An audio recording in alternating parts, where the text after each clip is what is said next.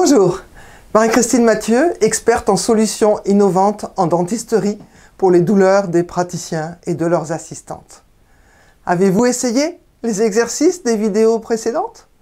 Avez-vous commencé à ressentir une détente musculaire dans votre dos, dans vos cervicales, une aisance dans vos gestes? Bien sûr, nous sommes conscientes qu'il vous manque des zones corporelles à travailler avec plus de précision.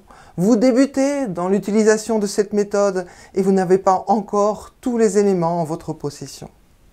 Mais si vous essayez, nous savons que, comme bon nombre de vos confrères, vous sentirez vite les bienfaits d'une telle pratique. Nous avons décidé aujourd'hui de vous révéler une cause inconnue jusqu'ici et qui peut créer et entretenir des cervicalgies, vos pouces. Jusqu'à présent, le fait de rester proche de vos patients vous obligeait à mettre vos cervicales en forte flexion. Dans cette position, vos cervicales subissent plus de 5 fois le poids pour lequel elles sont prévues. Les muscles extenseurs doivent résister énormément, sortant de leur physiologie du mouvement, rendant la vague impossible et entrent donc en surmenage.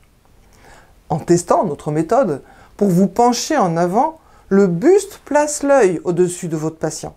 Associé à une poussée dans les pieds vers le sol, les articulations vertébrales restent dans leur physiologie en dynamique aérée.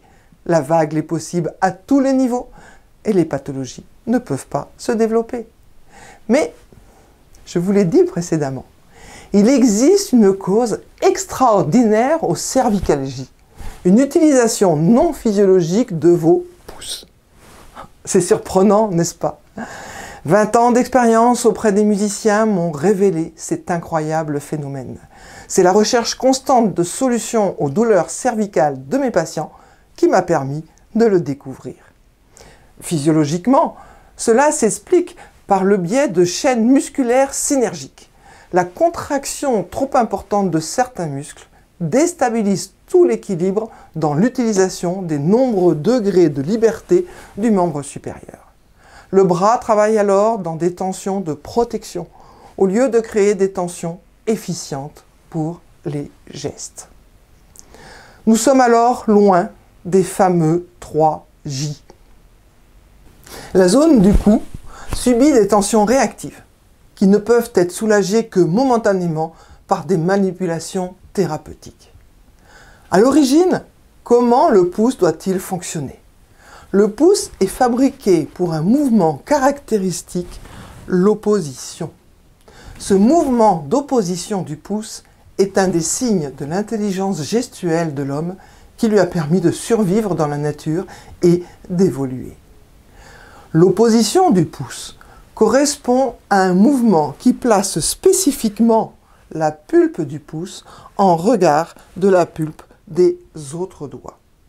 Il s'accompagne donc d'un mouvement de rotation du premier métacarpien associé à un mouvement d'écartement de la première commissure, c'est-à-dire de l'articulation métacarpophalangienne par rapport au plan de la main. C'est la position PEC, pouce en C, au lieu de la position que vous prenez le plus souvent en V, comme sur ces photos. Au niveau musculaire, ce mouvement est activé par deux muscles spécifiques, le long abducteur du pouce et l'opposant du pouce.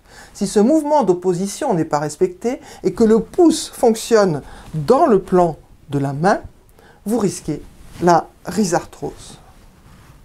Ici. Votre corps le sait, même si vous ne le percevez pas. Et pour protéger cette zone si précieuse, il met en route des protections musculaires. Ainsi, s'active la chaîne synergique de défense qui remonte jusqu'au scalène et crée des douleurs au niveau des cervicales. Vous vous retrouvez avec des douleurs au niveau des cervicales à cause de vos pouces. Utilisez la gestuelle du pouce avec un maintien de la PEC et changez votre gestuelle de la main et du bras apaisera vos douleurs. Vous l'avez compris, pour nous, un bon apprentissage commence par des explications simples et précises sur la mobilité physiologique des différentes parties de votre corps.